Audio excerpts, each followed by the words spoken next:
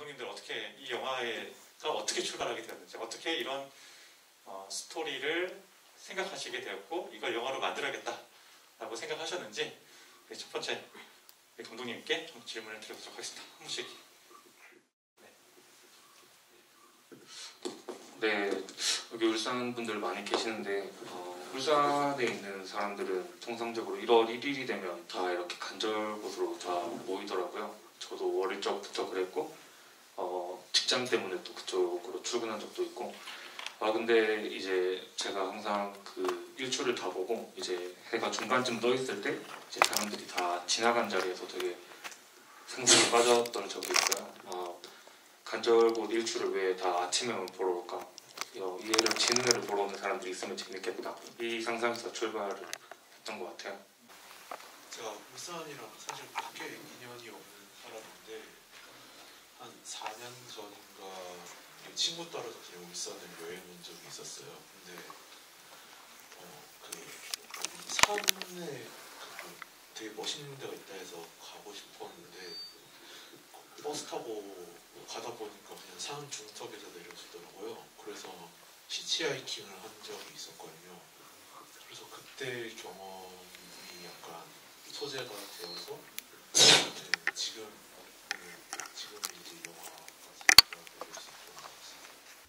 저는 먼저 꽹과리라는 소재를 갖고 있었는데 이제 이거를 어떻게 어떤 이야기로 풀어야 될까 고민을 하다가 어느 순간 저희 할머니랑 엄마가 김치를 사 먹네 만들어 먹네 하면서 싸우고 있는 거를 봤는데 그 김치랑 꽹과리를 엮어보면 어떨까 하고 만들어줬습니다. 네, 감독님 어떠셨습니까? 네, 저는 일단 이걸 9월에 찍었는데 그 당시에 서울이 2.5단계 코로나 2.5단계였어요. 그래서 제가 그 아파트 주민회의에 참석해서 설득을 하고 이걸 찍겠다 했을 때 2.5단계면 찍지 못한다. 2단계면 찍을 수 있게 해준다 했는데 그 촬영 당일날 2단계로 내려가는 운이 좋게 내려가서 찍게 됐고 찍으면서도 이제 아파트 주민분들의 항의가 있었던 날이 있었어요. 굉장히 강하게 이 시국에 뭐한 짓이냐 이런지만 무사히 잘 찍었고 재밌었던 건 선생님들이 좀 쉬실 때 이제 대기실 마땅치 않으니까 밖에서 이제 앉아 계시는데 아파트 주민분들이 진짜 경비원 선생님분들인 줄 알고 이렇게 요청을 하고 이러는 경우들이 좀 있었어요. 그런 게 좀 재밌는 에피소드. 이따가 질문 드리겠습니다. 그 섭외를 하고 이 이야기를 아파트 전체에 어쨌든 동의를 얻어야 될 텐데 어려웠을 것 같아요. 그래서 영화의 내용도 설명하셨을 텐데 섭외 과정은 어렵지 않으셨나요?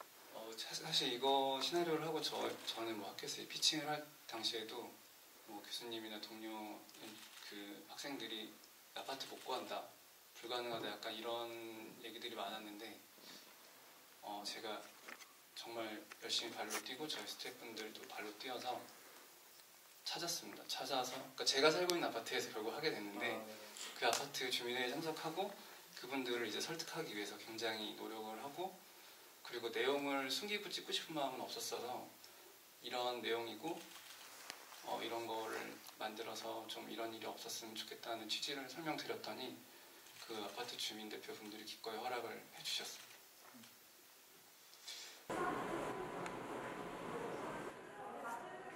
그 영화에서 이제 영화가 되게 어두운데 아까 전에 말씀해 주실 때 그 청춘들의 최종적인 어떤 희생자는 청년들이다라는 표현을 해주셨거든요. 그 부분에 대한 이야기를 조금 더 듣고 싶을 때 어떤 좀 의미가 있었을까요?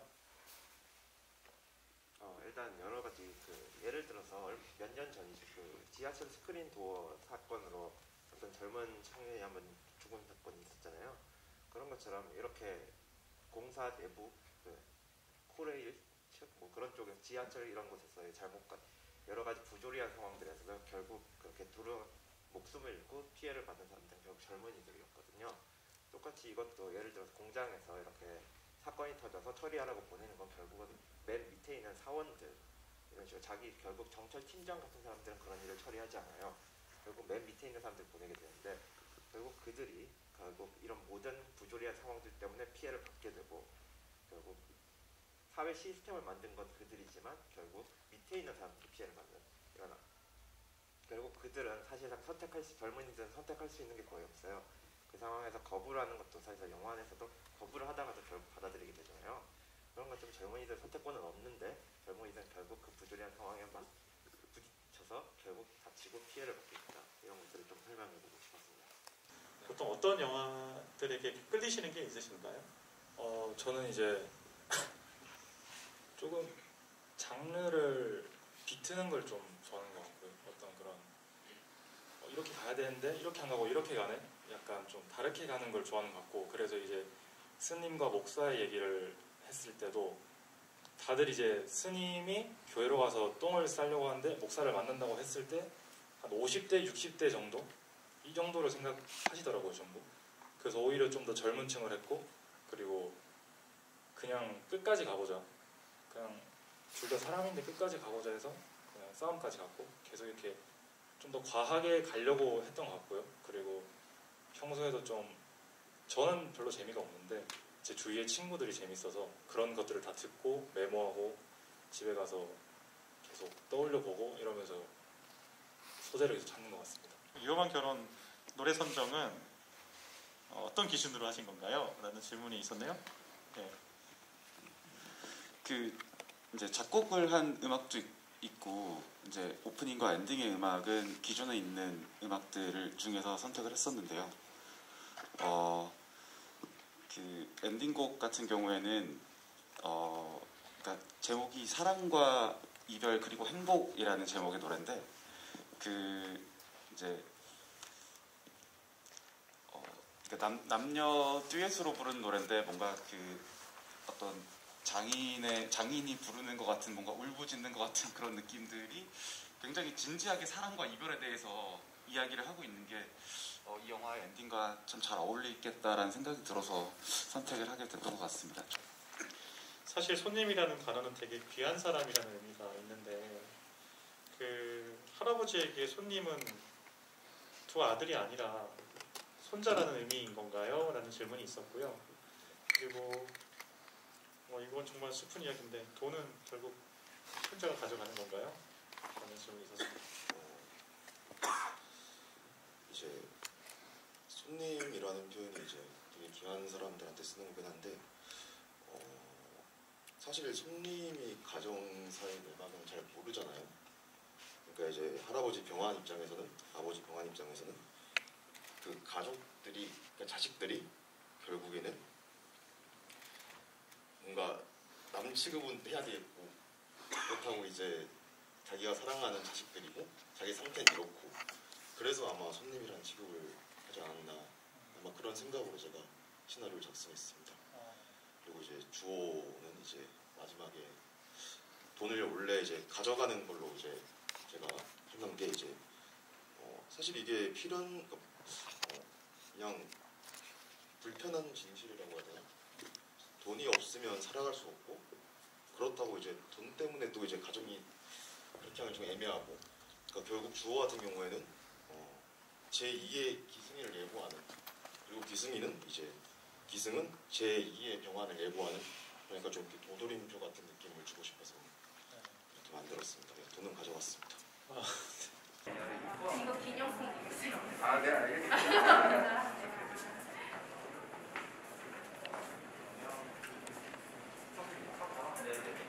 자기의 아픈 눈을 가리고 이제 그나마 괜찮은 눈으로 보일 때 그것이 이제 조금은 더 선명해 보이는 순간이 어떻게 보면은 아들의 마음을 조금 더 읽게 되는 것 같기도 하고 아들은 아버지 모르게 또 자기 마음을 글로서 또 표현을 하는 것 같기도 하고 그렇게 정말 시나리오에 넣고 엔딩을 그렇게 딱 적어놨던 것 같아요. 조명하는 장면은 마지막 장면인 것 같아요. 된장찌개를 먹는 장면을 가장 좋아하고 그게 제가 윤상이라는 캐릭터를 만들 때 배우님이랑도 계속 얘기했는데 주인공은 정해지만 내가 영화로서 전달하고 싶은 모든 건 윤상이 있다. 윤상이 키다. 이렇게 얘기를 했었는데 그런 따뜻함을 분께서 잘 표현해 주셔서 저는 그 장면 볼 때마다 웃거든요. 편집할 때마다 몇백 번을 봤지만 항상 똑같이 같이 미소를 지었어요. 그래서 진짜 배우님한테 맨날 저 같이 맨날 웃고 있다고 감사하다고 그 얘기를 몇 번을 전했었는데 제일 애착이 가고 제가 좋아하는 장면은 초반에 나오는 떡 만드는 시퀀스 장면들이고요. 이게 첫 회차 제일 첫 촬영을 한 장면들인데 굉장히 공을 많이 들였습니다. 떡이 최대한 예쁘고 맛있고 신비로워 보였으면 좋겠다는 생각을 하면서 찍었고 그 용산방앗간 실제 사장님 소원과 이 도움을 받아서 찍었는데 그분들이 정말 많은 도움을 주셨어요. 정말 이 자리를 빌어서 용산방앗간 사장님께 너무 감사하다는 말씀 드리고 싶고요. 그분 딱 레디하고 카메라 슛 그분이 하셨거든요. 그럼 바로 스톱 이렇게 해주시고 그런 여러 스태프들의 도움으로 좋은 떡 장면이 나오지 않았나 싶습니다. 저는 이제 마지막에 여자아이가 뒤를 돌아보고 아버지가 오토바이를 타고 그래서 쫓아오고 있는, 같이 따라오고 있는 장면인데 이제 아무래도 좀 시골길이고 이러니까 찍는데도 조금 힘들었던 곳도 있어서 기억에 남는 것도 있고 그냥 개인적으로도 아까 계속 방에서도 똑같이 그렇게 얘기했는데 아버지랑 이제 저도 한테 아버지도 그렇고 저도 되게 표현을 못하는 성격인데 그래도 항상 뭔가 아버지가 뒤에 있다고 뭔가 생각이 들 때가 가끔씩 있거든요. 그래서 뭔가 좀 그런 걸 표현하고 싶었고 좀 저는 그래서 좀 좋았던 상이라 합니다. 개인적으로.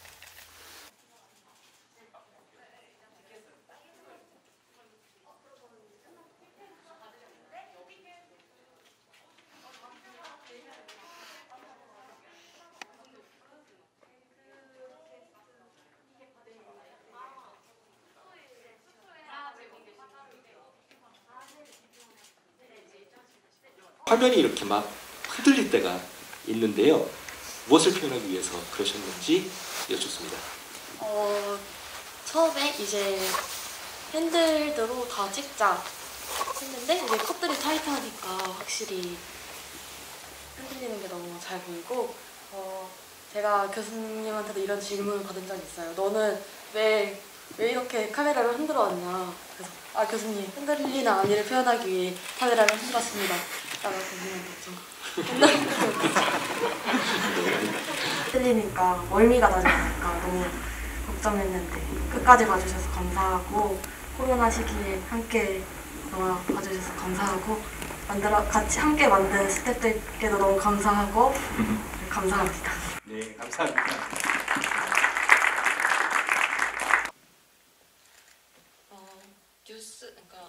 화면 외적으로 이제 들리는 소리로도 어떤 의도를 전달하는 거를 이제 표현을 하고 싶었고요.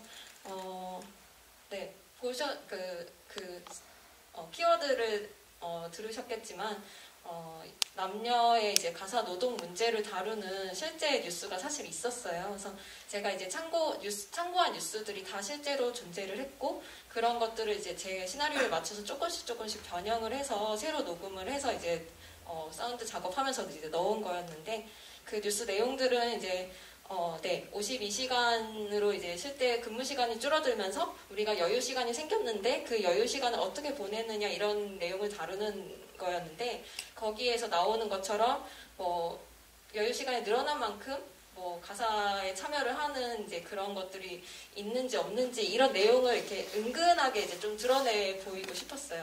그리고 또 이제 좀 잘 들리지 않았는데 코로나 상황이어서 이제 사람들이 집에 머무는 시간이 많아짐으로써 가정폭력에 노출되거나 아니면은 그것 때문에 이제 밥을 주로 같이 먹어야 되니까 일어나는 그런 갈등 같은 것들 그런 것들이 이제 사회가 변화함에 따라서 어떤 갈등이 생기는지 이런 것도 은근하게 좀 드러내고 싶었고 그리고 코비드 그 뉴스도 나오고 그리고 올림픽 뉴스도 나오고 이런 것들은 이제 어느 정도는 이제 지금 2020년에 일어나는 이야기인데 여전히 이 남녀의 그 가사 노동에 대한 갈등 문제에 대해서는 여전하다 이런 것들을 좀 은근하게 표현하고 싶었던 점이 있었습니다. 네. 네, 사선에서 캠프파이어는 약간 원초적인 감정들 이런 것들을 좀 드러내고 싶어서 제작한 것 같습니다. 약간 여기 주인공이 가발이 벗겨지고 윗머리가 드러나는 것처럼 어떤 숨김없이 뭐 관객들도 그렇고 그 마치 구급대원처럼 이 프라이빗한 어떤 공간에 침투하는 그들의 숨겨지지 않은 모습들을 좀 이렇게 보이는 게 좀 어떨까 싶어서 제작하게 되었습니다. 일반적이지 않은 가족 상황 안에서 가족 구성원들이 평범한 일상을 보내면서 유대를 갖고 좀 감정을 쌓아 작은 갈등도 있고 그리고 좀 변화하는 모습도 좀 표현하려고 노력한 작품입니다.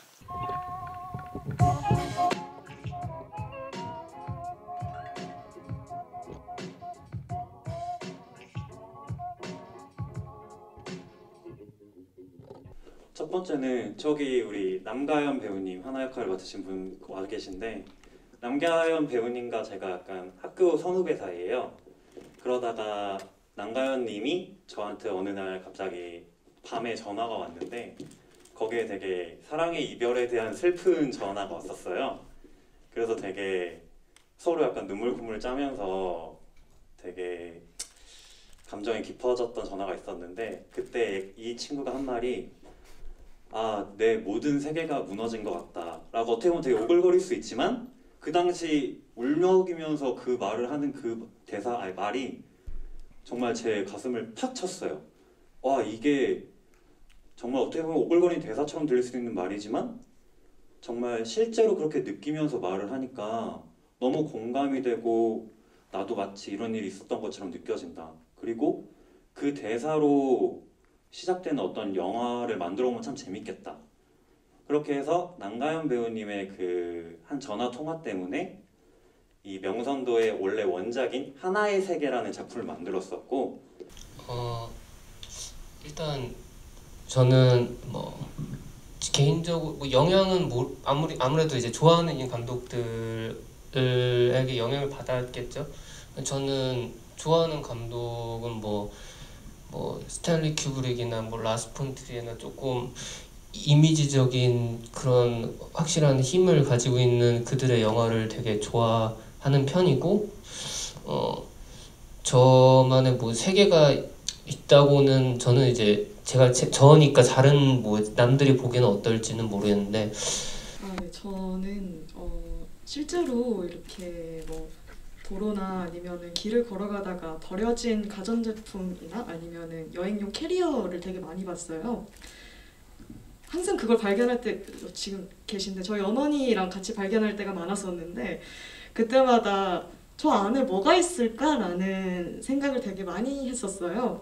근데 이제 저는 좀 호기심이 많은 편이라서 열어보고 싶다라는 입장이었고, 어머니는 쓸데없는 거에 신경 쓰지 마라, 지나가자 라는 입장이셨어요. 그래서 이 두 사람, 이런 의견차를 보이는 이 두 사람이 어떤 최고조의 갈등에 이르렀을 때 어떤 이야기가 나올 수 있을까에서 시작을 했었고, 그렇다면 어떤 이야기를 만들어 가야 할까 생각을 하던 도중에 이렇게 의사 없이 버려지는 것들 있잖아요. 가전제품도 그렇고, 그리고 이제 동물들도 마찬가지라고 생각을 해요. 자기들의 의사와는 관계없이 입양이 되고 또 파양을 당하고 유기를 당하고 하니까. 그래서 이제 제가 워낙에 그 동물권에 대한 이야기는 오래전부터 이야기를 하고 싶었던 담론이기도 했었고, 그래서 그 냉장고하고 그 고양이 입양 문제를 같이 접목을 시켜서 시나리오를 썼습니다. 다음 질문. There's a question. 세 분은 서로 아는 사이인가요? 이런 질문이 있는데요. There's a question for all of you guys.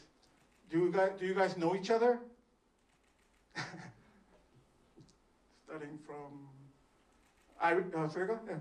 사실 이 친구가 준우라는 친구가 울산에 내려가기까지 어떤 힘을 받아야 될까 고민을 많이 하다가 사실 앞부분부터 조금 사소한 것들로 쌓여오던 걸 이제 굉장히 단순한 이유지만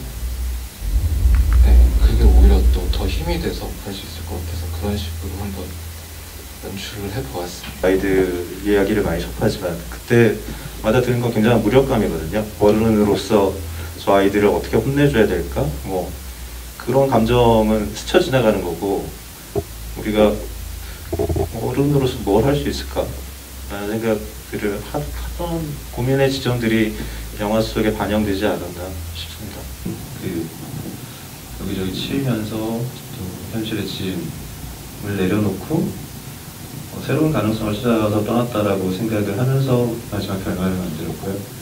그게 지금 당장은 아니지만 언젠가 미래에 대한 어떤 약속 같은 만남을 기대하면서 마무리하는 느낌으로 만들고 싶었습니다.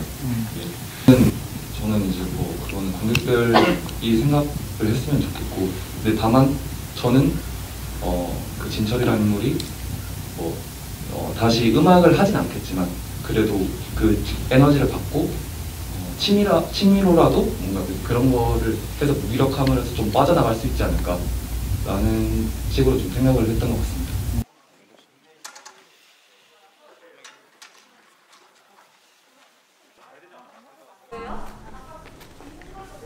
하나, 좀 가까이 붙어주세요. 친하게. 자, 하나, 둘, 잠시 그대로 갈게요. 하나, 둘, 손을 한번 더. 와우. 하나, 둘, 네.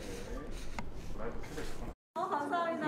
여기도 와 이거 동영상인가요? 방이에요? 네. 와 우리 쌍극자 영화제 사랑해요. 사랑해요. 내년에 또 봬요. 명성도 화이팅!